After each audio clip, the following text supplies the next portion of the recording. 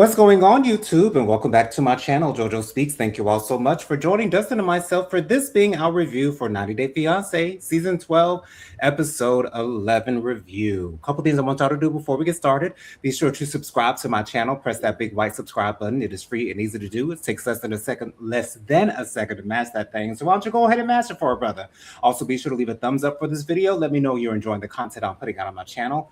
Be sure to leave a comment. Let me know your thoughts on the various couples we'll be discussing in tonight's review. Also, be sure to press the notification bell so you're notified every time I post a new video. Last but not least, be sure to share JoJo Speaks with all your family, friends, and loved ones. Let everybody know JoJo Speaks is out here in these YouTube streets. So I am contemplating whether I'm going to do a review on the finale of RuPaul's Drag Race All Stars 11.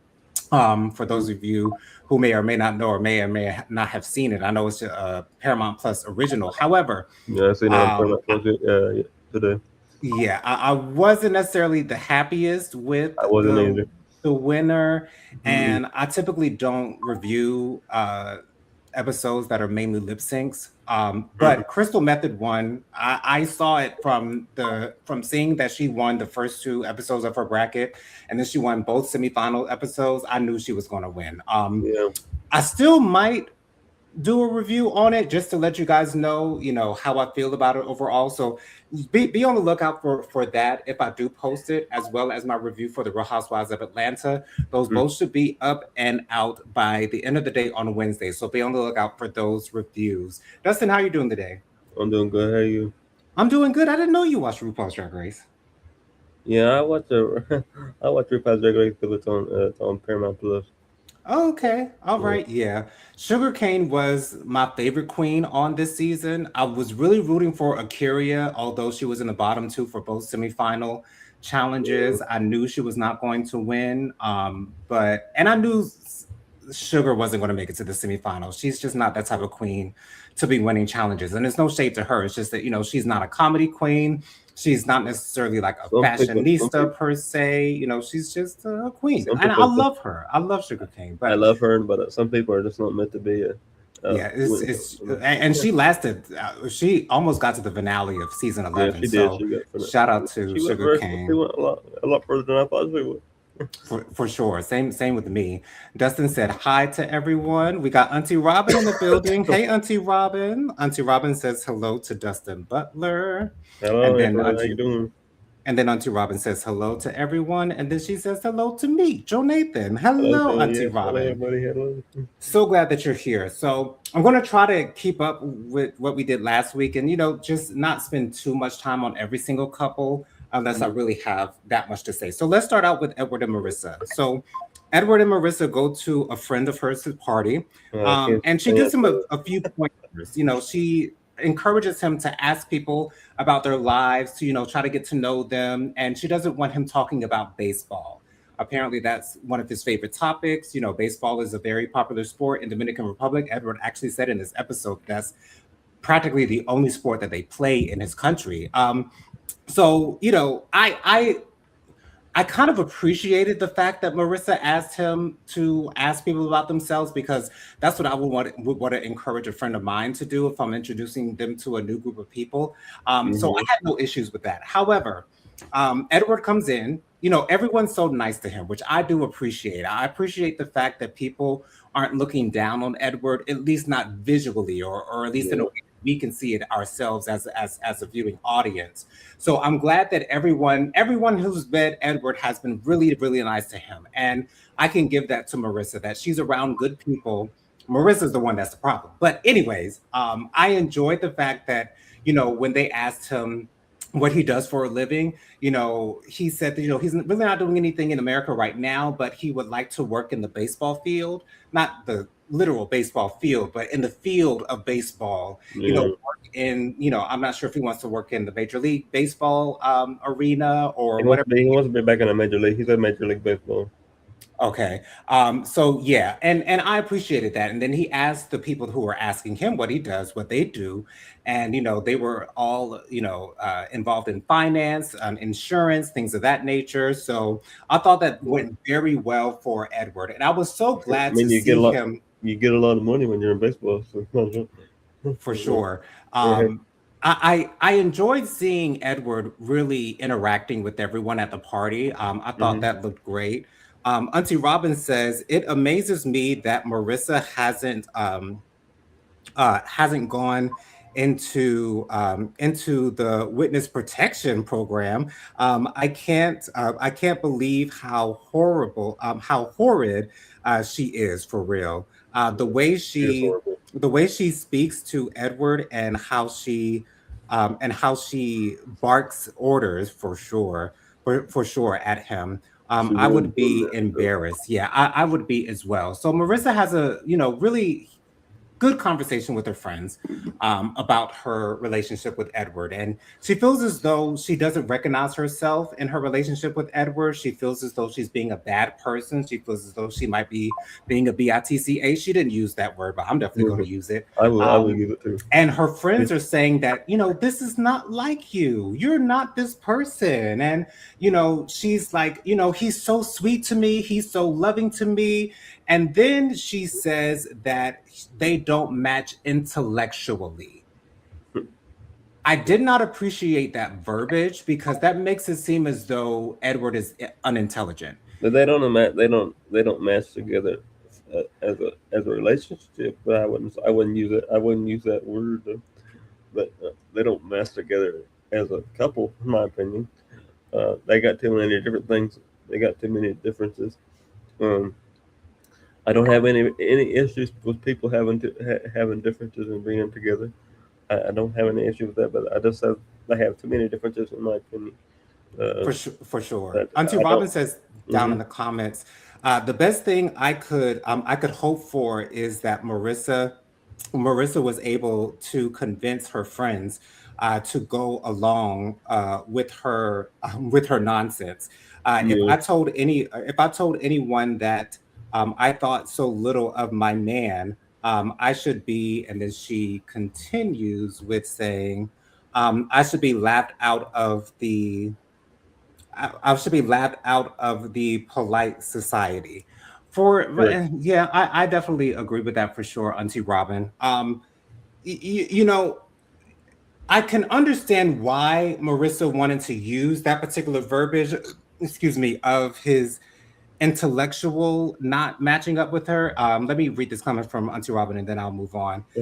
By the way, Auntie Robin says, folks seem to think that Marissa is extra intelligent because of her tax bracket. She is not much brighter than a box of rocks. I agree with that as well, Auntie Robin, because if I she noticed that was since that day one. intelligent, she would not be in a relationship with Edward, with a man that she does not match with. What were you saying, Dustin? I said I noticed that since day one. We covered the show. I noticed it since episode one. So Yeah, when Edward is being introduced to new things, he does act childlike. For instance, with the faucet, it was a touch to turn on faucet, so he was playing with that. He was playing with the trash can with the lid having an automatic opener. you know, He's brand new to these things. That doesn't mean that he's less intelligent than you. That just means that he's in a different country and is being introduced to new things, and he's enjoying it. And I love seeing the joy in Edward's face experiencing these new things in America. I love his smile is so beautiful and gorgeous. Edward is such a sweet soul. And I'm glad that Marissa recognizes and understands that she's not treating Edward well. My thing with Marissa now is you need to decide if you're going to either change or leave. And I just hope that she leaves him. I really do hope that she I leaves hope him. that they leave each other so they can figure out somebody that's going to treat them better. Right. In the preview, we saw that that Marissa did end up telling Edward in New York that first of all, she was trying on a wedding dress, which I did like the wedding dress. Not sure if I necessarily liked it on Marissa, but the wedding dress itself was really, really pretty. And I But like the wedding she's dress. going to I just have didn't like it on her. she's going to have a conversation with Edward, telling her that she has doubts about their relationship. And finally, Auntie Robin says down in the comments, she is so closed minded too, for sure.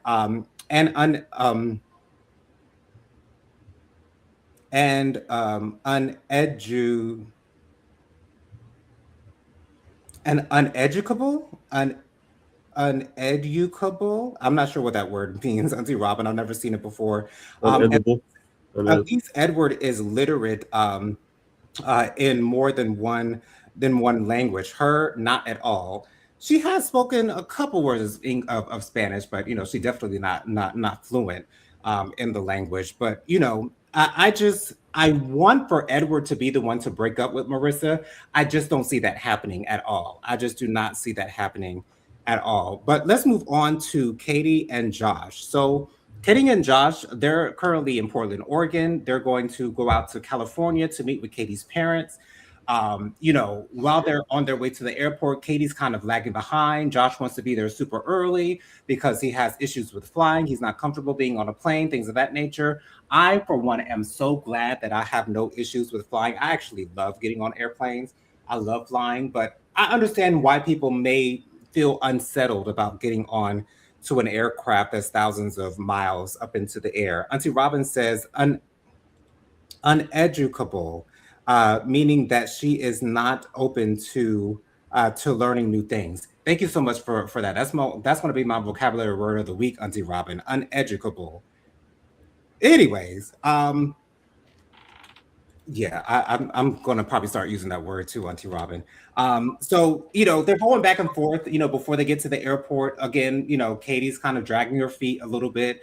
Josh wants to get there to the airport. They get to the airport. Josh, Katie is all about me, me, me, me, me. She's very me, and nobody else. she does not consider anyone else's feelings with any of the decisions that she makes. She does end up apologizing. However, Josh tells us in the confessional that a lot of times Katie will apologize just to shut him up. And that's clearly what Katie was doing. Katie don't care. Katie does not care. Katie does not care. So they get to Katie's parents' residence. And I have to say, I feel as though I saw a little bit, like a glimpse of something going on with Katie's father, where as though I feel as though whatever it is that, whatever undiagnosed issue that Katie has, it seems as though she might have gotten it from her father. I don't know if you guys noticed it as well, but it seemed like he sort of kind of had a nervous tick about him, the way that he I noticed that as well. the way that he kind of held his hands made it seem like he might be on the spectrum as well. So I feel as though that Mm-hmm. might be the case. Auntie Robin says down in the comments, I kind of hope that Edward gets his green card, um, uh, establishes a profession, dumps Marissa for sure, and finds him a nice Dominican American woman to build a life with in Nueva, New York. That would be Me too, Auntie amazing, Auntie Robin. Me too. Robin. Amazing. That would be the perfect scenario for Edward, at least in my opinion as well. But Katie and Josh, they get to her parents' house, and Katie has a very good conversation with her mother. And Katie admits that, she was not behaving well at her birthday party. She got really, really drunk. She was kissing on all the people that she knew. Katie's mother was obviously very disappointed in that fact. And she also tells us in the confessional that Katie's lost a lot of friends, a lot. And she put an emphasis on a lot of people in her life due to the decisions that she makes. And I'm glad that at least her parents are aware of her issues. And Katie knows that she's at this crossroads where she has to make a decision as to whether she's going to make a change in her life, or if she's just going to continue doing the things that she has been doing that has caused her to lose so many people in her life. So, Dustin, what were your thoughts on Josh finally meeting Katie's parents and Katie's interaction with her mother and their conversation about her behavior? I think that it went well. I didn't expect it to go as well as it did, but I think it went well.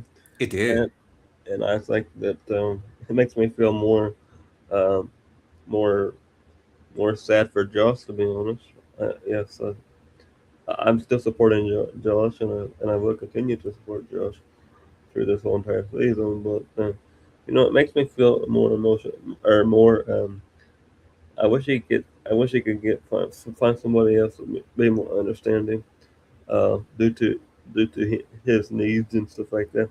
Because I don't feel like Katie is very understanding of what he needs from her, and to the level of support that he needs from her.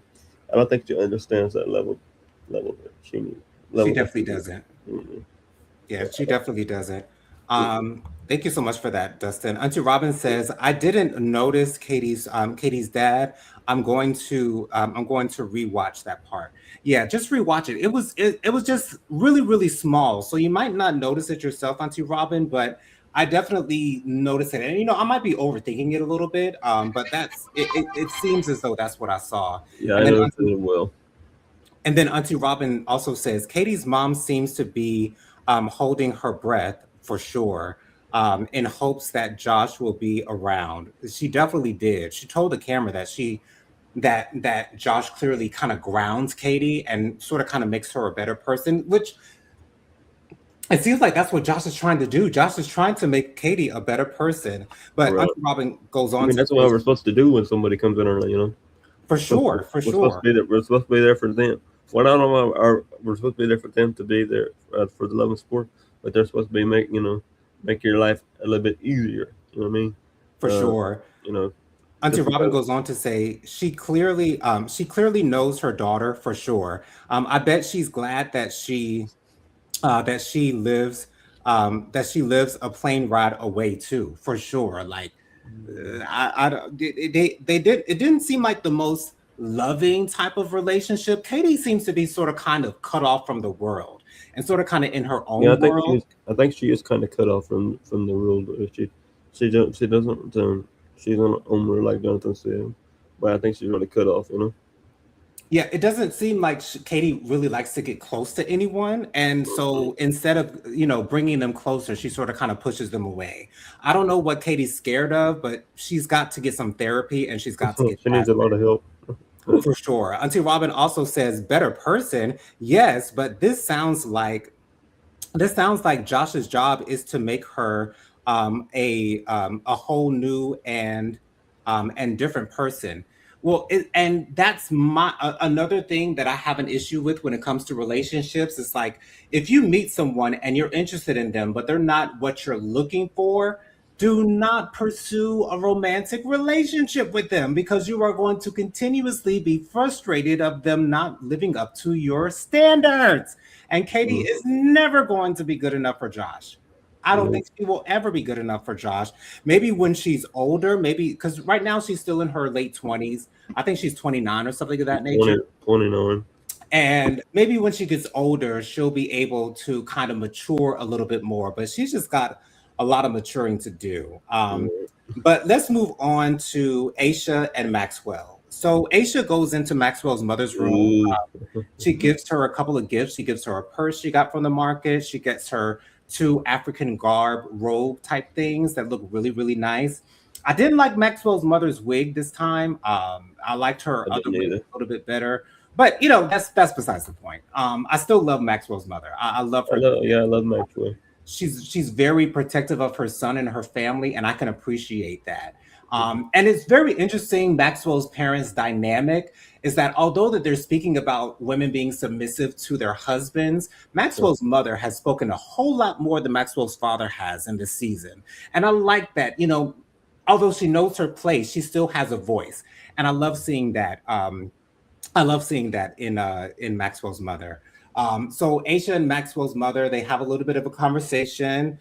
Let me get to this comment and then we will move on. Auntie Robin says, "I agree. That wig was that wig that wig was awful, was hit, not good at hideous. all. Yeah, it wasn't a good wig. But I've noticed when I see like African dramas on Netflix and things of that nature, the hair just never the wigs they just don't look good. They don't look natural. They don't look like it could actually be the person's hair growing out of their scalp. It is what it is. But anyways, Aisha and Maxwell's mother are talking, and Aisha just wants to make sure that Maxwell's mother is on board with them getting married. And apparently, Aisha says they only have like 2 or 3 weeks to get the wedding done, which Yeah, is alarming to me because I don't know. I mean, of course, they wanted to be very small, so they don't have a lot to plan. But it just seems like they're rushing this thing. They're definitely rushing this thing for sure. right. But Maxwell's mother goes on to say that, she believes that, everything will be okay. However, I do love the part of the conversation where Maxwell's mother calls out Aisha trying to change things, physical things about Maxwell. change his eyeballs, make them whiter, to change, his acne, Yeah, I don't like that. I don't like that. and she wants to change his hairline. And Marissa's Maxwell's mother says, God made us the way that He made us, and it's not up to us to change the way that God naturally made us. And then Aisha goes on to say, well, when you're in a house, don't you do a little bit of renovation here, change out the carpet, change out the furniture? And Aisha's and Maxwell's mother is like, those are two different things. Those are not the same thing. You cannot equate changing someone's appearance to changing furniture in a house. One is a living thing, and the other is an inanimate object. So there's that. So I love the fact that Maxwell's mother didn't fall for that scheme that Aisha was trying to pull up. Yes, I Um, agree with that. But I agree with that because you can't change it. When you look, you can try to change it, but you know what I mean. You can try to change it, but at the end of the day, that's the way God made you. So. Me personally, like I don't look down on people who get plastic surgery. If you want to do that, by all means, go ahead and do it. I don't either, but I don't either, but I also know it's plastic surgery and I know it's dangerous. It's like anything It, else. it can be dangerous. We have heard quite a few horror stories from people Yes, I have. who've gotten, there's a whole television show on E called Botched, of people who've gotten botched plastic surgery. But Yeah, you I know, watched it I myself. personally would not consider it myself because there's no telling whether it's going to go the way that you want it to go. And I don't know if I would be comfortable with seeing a new face or a new body that I don't recognize when I look in the mirror. But that's just me. Auntie Robin says down in the comments, you think that they get their wigs their wigs the same place that Tyler Perry gets his cast wigs. It Oh my could god. be because Tyler Perry is known, especially that in that A Fall from Grace movie. Them wigs be terrible. Auntie Robin also says Maxwell's mom went toe to toe with Aisha on the ways of the Lord. Absolutely, she definitely did.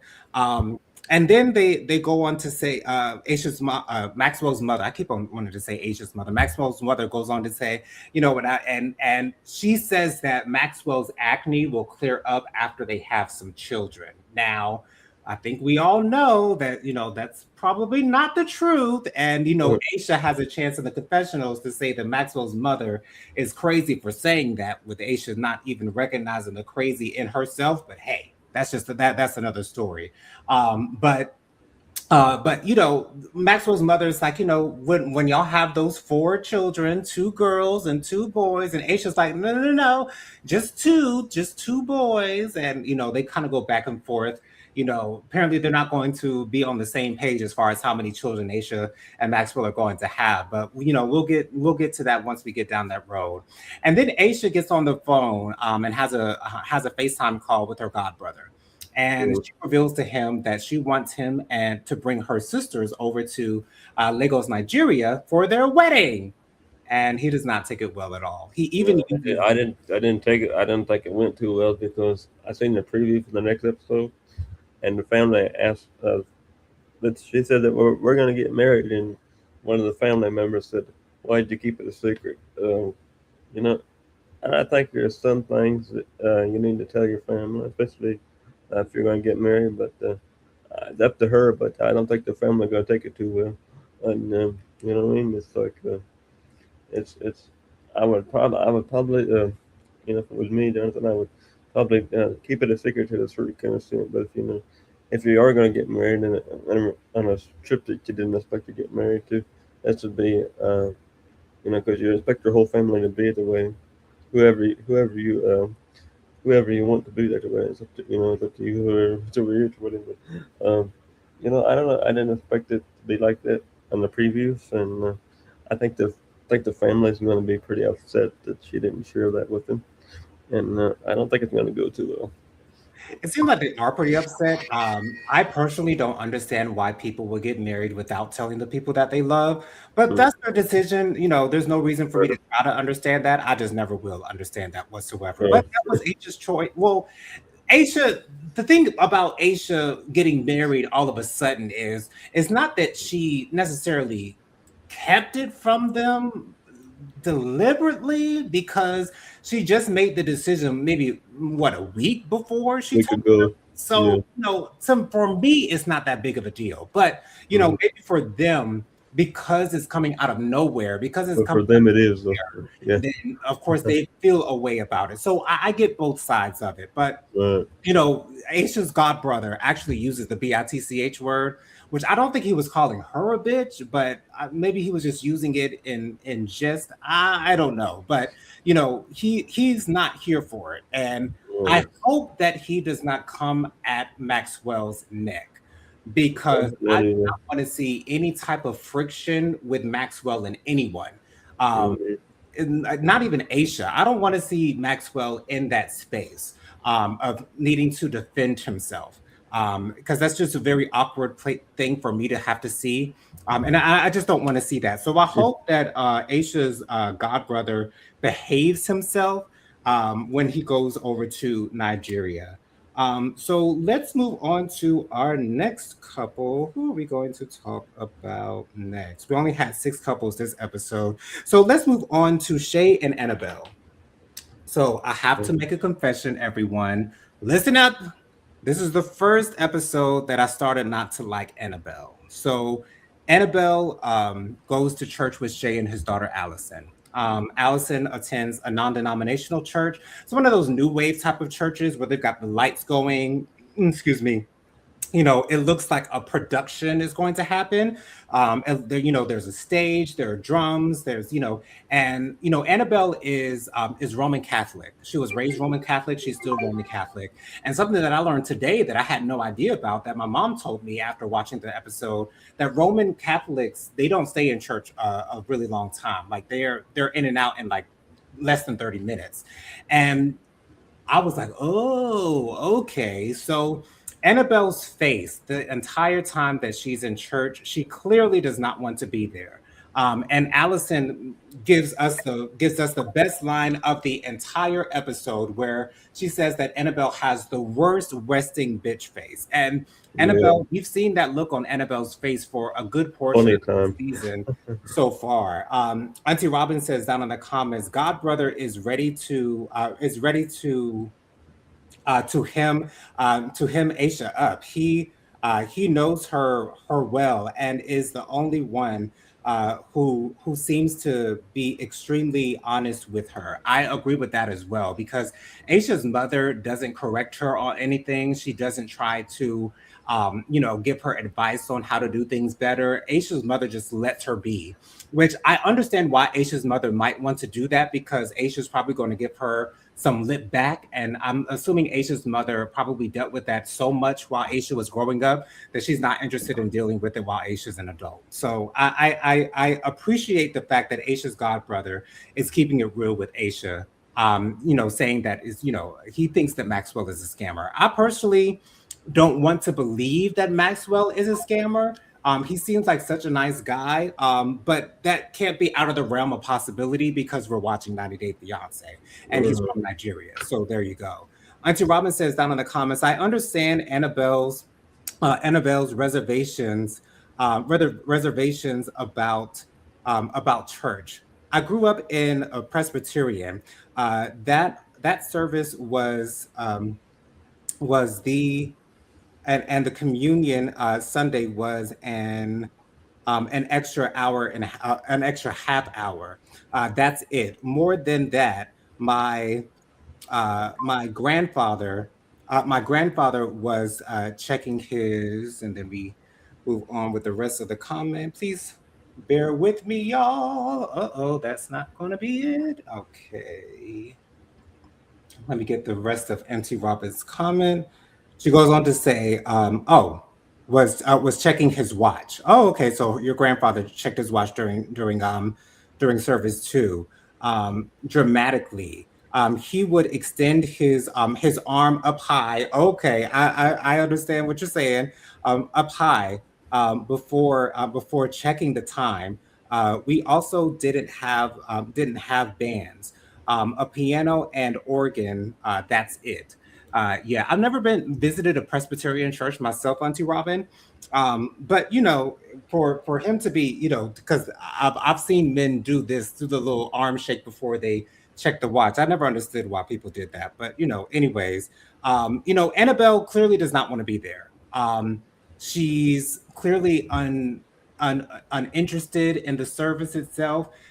In the editing of the episode, it made it seem like they were there for a really long time, but compared to us in the African American church, because a lot of times there's a kind of a stereotype that Black people stay in church for a very long time.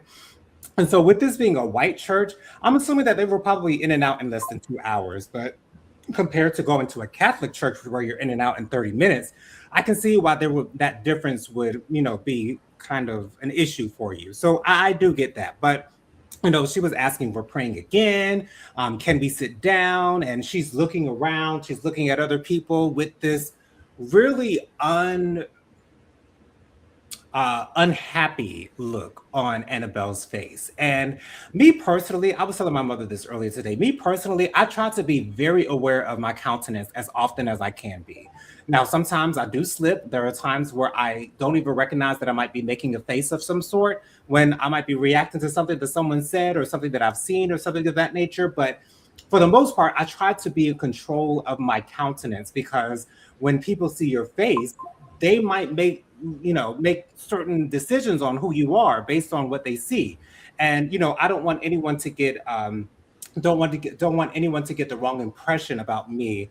I want to be seen in a great light. Auntie Robin says, but Allison was also very close about Annabelle's choices. Um, yeah, Allison.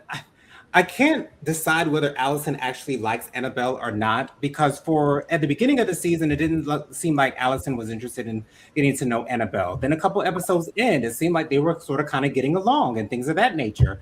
And then we get to this episode, and they're at each other's necks again. So it's really hard for me to see that relationship go down the drain for sure. Auntie Robin also says, I have been Annabelle. That one and only time I went to that Baptist church, my freshman year, and they broke out with some elk's paw. Oh wow! On a stick, one time only. Wow. That sounds crazy, Auntie Robin. I'm so glad that you had to go through that. And so once the service is over, they get outside. Shay asks, Annabelle, how did things go? Annabelle did not enjoy herself whatsoever. We could all see that written all across her face. And then Annabelle, Allison says, you shouldn't be acting like that. And Annabelle's response to that is, Allison is acting like a brat. I can't say that I Mm, would agree with that statement. I I don't. feel, I mean, because if I I don't invited agree with it. someone to my church and they were making those faces at my church, I would feel offended. I really would. And I feel what Allison is feeling at this moment, that I was nice enough to invite you to my church, and you're going to be looking at my fellow church members with that look on your face. You're going to be looking so dissatisfied the entire time. Like, no, it's a no go. So Mhm. I'm just starting not to like Annabelle, and I don't think that Annabelle and Shay are right for each other. They're not. They're two different people. Shay's There are not two. going to There's change, and Annabelle is not going to change. And if they can't get with one another the way that they are now, then they're just never going to work. So, Dustin, were you surprised at Annabelle's countenance the entire time she was in church, and no, I wasn't. I actually expected it. service? Actually expected it because I don't. To be honest with you, this whole season I don't really like Annabelle. I don't Oh, really. really? I don't really like Annabelle. I seen it coming. Um, I seen it. I seen that you were going to change your opinion about Annabelle. Uh, so it doesn't really surprise me about it because I really see it. I can see through it. I see. I can see through it. I can see what's going to happen. I feel what's going to happen, and I don't know. I don't know about that. I can just tell something was going to change. But I don't really like Annabelle either. So I'm glad that you and I are now on the same page with this.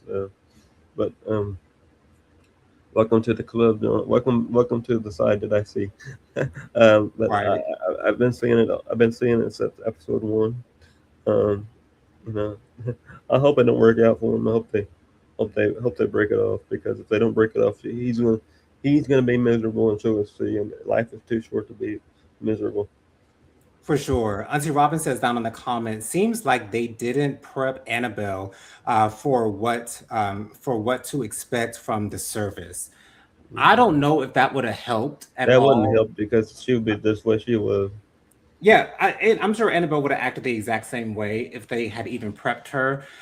I just think that she had no interest whatsoever to going to any church other than a Roman Catholic She church. don't care. And She I doesn't care. She think can. that's just the way Annabelle is. Annabelle is 51 years old. She knows what she wants. She knows what she's looking forward to. She knows what she likes. And the the Christian church really ain't her gig. So it is what it is. Let's move on. I'm so glad that we're getting through this quickly because it's only Yeah. 6:35. Okay. Let's move on to Rosh and Mallory. Hmm. I was so happy with this segment with Rosh and Mallory because I was this too. I was very, entire very happy. season, their entire storyline has been Rosh's issue with Mallory being in a friendship with her ex boo thing, not even her ex man, not even they were just friends with benefits. Yes. Her Her ex, I was about to say ex-boyfriend. her ex N word. Yes. Child, he's not an N word, but her ex, sometimes we do it, sometimes we don't. Brandon. So they go over to her friend Michaela's house, and they're going to go do a barbecue. And they get there. They're playing that game where you throw the bean bag into a hole, and I've never played that game, but seems like it might be fun though. But uh, you know, uh, Mallory's friends let her know that Brandon is coming over. It's so interesting to me that Brandon has been in almost every single scene involving Raj and Mallory, with the exception of the first episode. As soon as they've gotten back to their hometown, which is Athens, Alabama, Right. Brandon's been in every scene. But again, that's been their storyline. I can't get mad at it. So Brandon comes over. Rosh doesn't even greet him, doesn't even address him. They go inside to start eating. They're eating deer meat, which I have no interest in eating any deer meat. But if you want to do that, go ahead and do that thing. I'll stick with my chicken and I beef. don't either. I don't eat beer meat. Never have. Never will. But so Mallory starts having a conversation with her two good friends, her two good Judies, about the conversation of a prenup, and then Brandon and Mallory's friend's husband ask them, "Well, hey, what are you guys talking about?" And they bring up the subject amongst the entire group. Auntie Robin says down here in the comments, the discussion about the prenuptial agreement was lacking. Oh wow, okay. If it I was didn't. I presented, didn't see a problem with it, Aunt Robin. I didn't see a problem with it because if you're getting married to somebody and she is getting married to him, uh, I think there should be I think there should be uh, something to protect yourself. Because I think that some people could change their mind, and if she didn't have an notice, she didn't have an agreement, something like that, then she would she could be he could basically take all her money. So I didn't see no problem with it. But I was just gonna say that real quick. I didn't see a problem with it, but that's just me. okay, cool. Yeah. And Auntie Robin goes on to say, if it was presented as a mutually beneficial agreement, it would have been better. I can agree with that. But I think that goes to show maybe Rosh doesn't have too much of anything. I'm not sure what Rosh's current financial situation is. Auntie Robin also says the elements of a good prenup should include protections for both parties. And I do agree with that as well. Mallory is only presenting it to us as though she's only trying to protect herself and not including Rosh in the discussion. But surprisingly, Brandon is on Rosh's side. Brandon doesn't think that they should get a prenup. Brandon goes on to say that Rosh left his family, left his country, left his job, left his entire life over in Turkey, if I'm not mistaken. Yes. Left his entire life in Turkey to come over to be here with you. And I appreciated that coming from Brandon. Auntie Robin also says, remember, if they break up, Mallory is still responsible for him for for 10 10 years. years. I believe responsible meaning that he couldn't receive any government benefits. She would have to pay for health care, etc. Yeah, that is very true. That is very true. But I'm so shocked and happy with the fact that Brandon was on Rosh's side, and Rosh was taken aback by that going on as well. And I had a feeling, and I told my mother this earlier. I have a feeling that maybe production might have stepped in and encouraged Brandon to sort of kind of be on Rosh's side in the conversation. So that would lead Rosh to not have all this hostility towards him. Auntie Robin also says Brandon is the ops. What? What? He is a great seeming, he is a great seeming guy, but the ops. I think that he and Mallory what will end up together. Wow, Auntie Robin. I See, don't, but I'm not, I this don't, whole I don't time, think it's going to happen. But if it does, it does. this whole time, I've sort of kind of kept that out of the realm of possibility for me. I don't see them being because for me, if Brandon and Mallory wanted to be together, they would be together right now, and she would not have gone out to try to meet someone outside of the country. So I hope that's not the case, but I do see your point, Auntie Robin. I really do. But I think Brandon just cares a lot about Mallory. He took care of her after her accident. He clearly cares a lot for her, but they've just come to the conclusion that they're not good at it as a boyfriend and girlfriend. So you could be right, Auntie Robin. I just don't want it to go down that path because I do see that Ross and Mallory love each other very much. Now, there is a possibility that Ross is a scammer, that he's just trying to come over to this country to live a better life. But I just don't want to think that of Ross. I just don't want to think that of him. And I don't want to think that unless you give me some type of evidence that will make me think otherwise.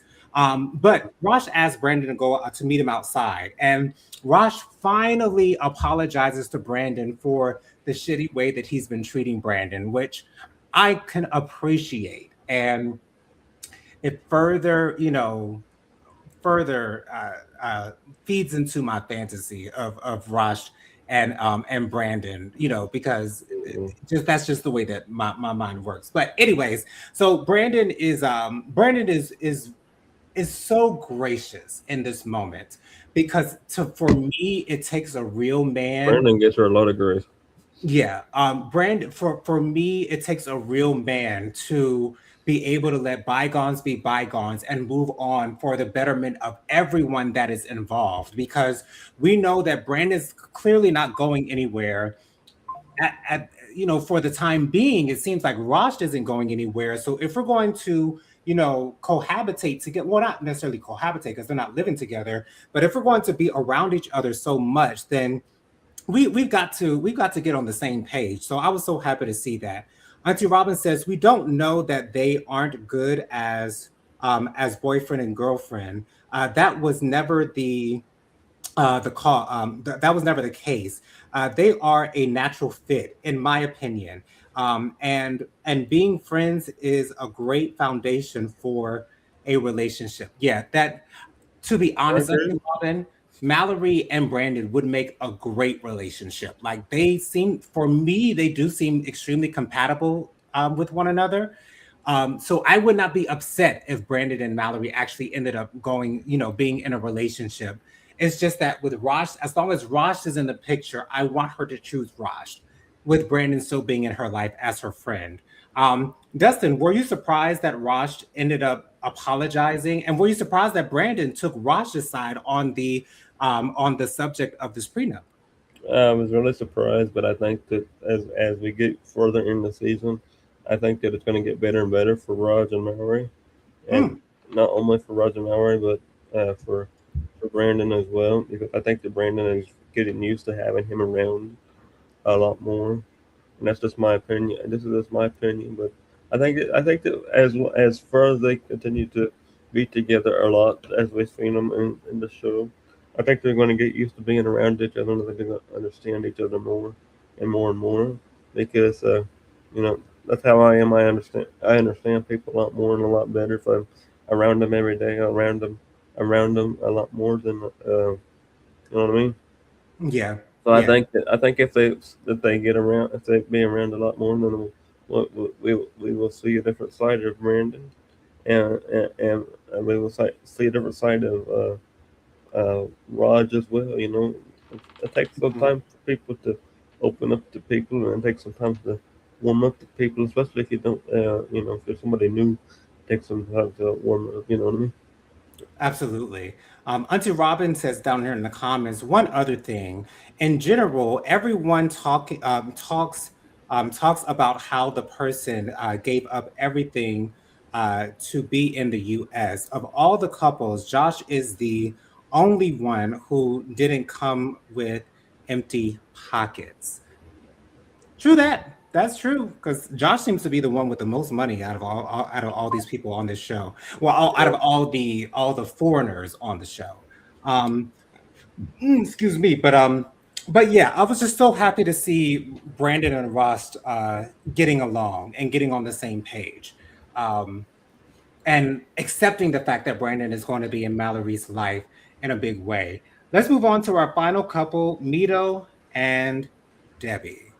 Oh, I don't know where So to begin with that thing. we see Mito and Debbie, they're kayaking, they're out in the water in this lake, and they seem to be getting along pretty well, which is surprising to me because in the previous episode, they were really, sort of kind of transactional with everything, and didn't seem to be necessarily that close. And so Debbie lets us know that, after their conversation, as time has gone on, they've been able to get a little bit closer. It's still shocking me that Debbie is not demanding an apology from Mito, but I think there might be two reasons for that. One is because I think she knows that Mito's not going to do it. And two, I have the hugest conspiracy that Debbie knows that Mito is not interested in her romantically. She knows that their relationship is not real in any way, shape, or form whatsoever. She knows that Mito will never tell her that he loves her. She knows that the only reason why Mito is here is because he wants to be a famous actor. Auntie Robin says down in the comments, "You talking to me?" Yeah, we saw Mito in the mirror practicing a couple of monologues. Mito also met with an agent, and the agent said, I would be interested in Presenting you. working with you. Yeah, presenting you. Yeah, that's better. I'd be interested in doing that once you get some English classes going and some more acting classes going. So I think that's a good thing. And then Mito and Debbie, they kind of talk about that on the balcony, and you know Debbie says, well, the acting classes may have to wait because we have to focus on getting married. And Debbie has been saying this entire episode that although they seem to be in a better place, Mito has not discussed marriage with her at all. Yeah, I And don't think Debbie it's going to happen. De- yeah. And my mother said earlier today to me that she doesn't believe that they're married, like she'd seen the rumor a couple of months ago. But I definitely don't think that I seen whatsoever. that rumor too, but I don't think it happened. I have a feeling that Debbie is just I just don't know why Debbie's doing the show. She's being constantly disrespected on national TV, and for her to allow herself to go through this and be humiliated on national TV is crazy to me. But I mean, a check is a check is a check is a check. So it is what I it think is. she's doing it because she wants the money. Who knows what the real reason is. Yeah, However, a little bit later on in the episode, Debbie takes Mito to a chapel. She takes him to a chapel, a wedding chapel, mind you. When they're heading to the wedding chapel, Mito asked her, "Where are we going?" She says, I don't know. And Mito's like, "Oh, okay. I like surprises. You can surprise me every day that I'm here."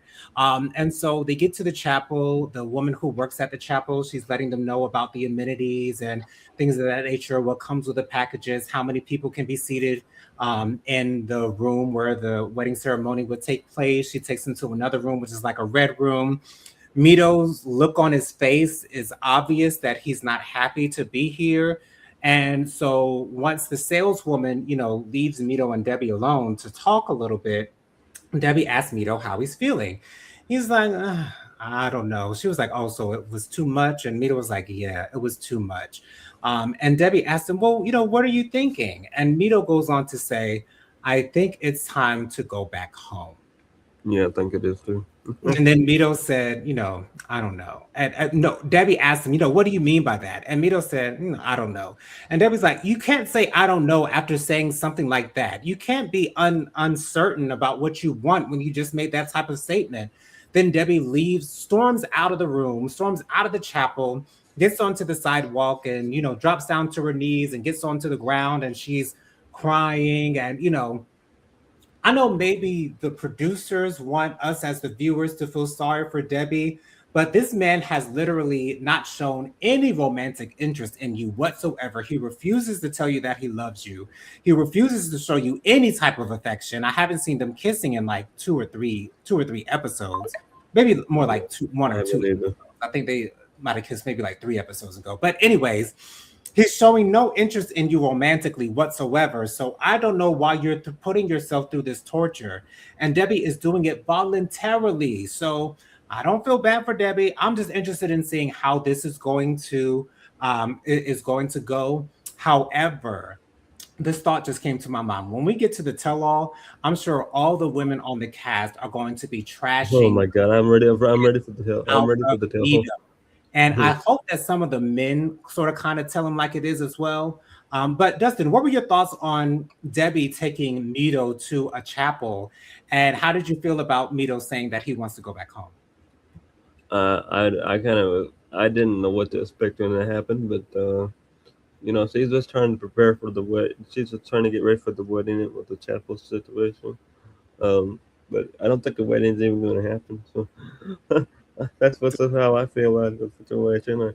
I don't feel like I don't feel like both of them's happy, and I don't think they're meant to be together, and I don't really think it's going to happen. So until it does, um, I think they're both going to break it off.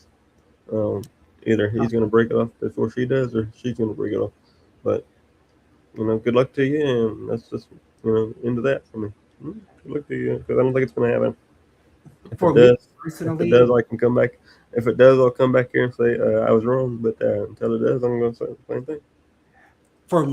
I feel as though with everything that Mito has done for her, called her BITCH on more than one occasion, told Yeah. her FU on more than one occasion, not kissing her, not telling her that he loves her, not wanting to be affectionate with her, anything of that nature. They don't even seem like friends. I don't see Debbie leaving Mito at all. It's going to have to be Mito. I don't think she's gonna leave. I don't think she's gonna leave him. I think he's gonna cut it off. That's what I'm hoping happens. That's what I Right. hope will happen. And then Auntie Robin says, "Desperate Debbie," down in the comments. To be honest, I really don't care what happens with Debbie and Mito from here on out, because Yeah. I know it's doomed. I know they have no chance in hell of working it out. So it is what it is. But that's all we've got for this review. Dustin, why don't you go ahead and share with the people your social media contacts real quick? My social media contacts are Dustin Butler. But that's my Facebook. My Instagram is Dustin Butler 700, and my TikTok is Dustin Butler 24. As always, I want to thank my whole entire team for being here. I will have a special show with Tyrone this week. I'm gonna have a special show on Wednesday, so everybody keep an eye on Wednesday show. But I'm gonna have a special show. But I won't say any spoilers. But it's gonna be an emotional one, so get your tissues out because it's gonna be an emotional one. It's an emotional one for me, so I'm gonna do it anyway. But that's just how I'm going. That's all I'm gonna say for that part. But thank you, Jonathan, for always being here. Of course, Dustin. So be on the lookout for Unveil Vibrations on Wednesday night at 8. Is it 8:30 or 9? It might be 8:30. I think it's 9 or 9:30. Be on Yeah. the lookout for it. Just subscribe to his channel on YouTube, and you should be able to see the notifications when he's going to go live. Auntie Robin says, "Great timing. Time to watch Jeopardy." All right, Auntie Robin, go Yeah. ahead and enjoy Jeopardy, girl. Love you for watching, and thank you so much for being here in the comments with us and letting us know your thoughts on the show. You guys can follow me on Instagram. I can't believe we're going to be on episode 12 already next week. Right. We're getting through this. through this, little by little. But you guys can follow me on Instagram. My Instagram is JoJo_speaks3020. My Facebook is Jonathan Lee. My email is WilliamJonathanLee@gmail.com. My Cash App is $JonathanLee07. That's $JonathanLee07. 07. Thank you all so much for joining us. Once again, be on the lookout for my reviews on The Real Housewives of Atlanta, as well as RuPaul's Drag Race All Stars 11 by Wednesday, the end of the day on Wednesday. Also, be sure to join me every Thursday night at 8 p.m. for my live Hot Topics and Social Commentary show. I go live every Thursday night at 8 p.m. with my sister Prophetic Fire Reiki, as well as our friend Bianca Edwards. We always have a great time talking about the latest happenings and goings on in the world. So join us every Thursday night at 8 p.m. Love you guys for watching, and we will see you next week for the episode 12 review. Hope you guys have a safe week. Bye, guys.